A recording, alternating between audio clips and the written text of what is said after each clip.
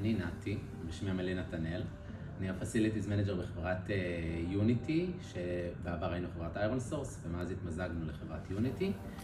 אנחנו הכרנו את קלינביט בכנס, היינו בכנס של Facilities Managers, שבעצם ראינו הצגה, והחלטנו בעקבות ההצגה הזאת של המוצר שאנחנו חייבים שזה יהיה אצלנו.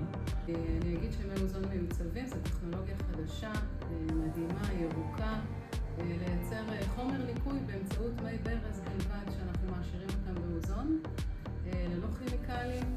הן משתמשות בזה לניקיון של, אני חושב, כמעט 50% מהמקום, מהמטבחים לכלי חשמל במטבח, וההרגשה היא בסופו של דבר שזה פשוט נקי. אני לא יודע שנקי כי יש ריח מדהים באוויר, אני יודע שנקי כי אין ריח. וכי אני נוגע במשטח והוא מרגיש נקרא לזה, במרקם שלו, ולא במרקם אחר שנוסף על הדבר הזה. הן משתמשות בזה גם לחדרי עובדים, למשרדים, לשולחנות, וזה פשוט עושה עבודה מצוינת. אם פעם הייתי עושה הזמנה ב-1,500-2,000 שקל של חומרי ניקיון בחודש, עכשיו אנחנו עושים הזמנה של 500 שקל בחודש.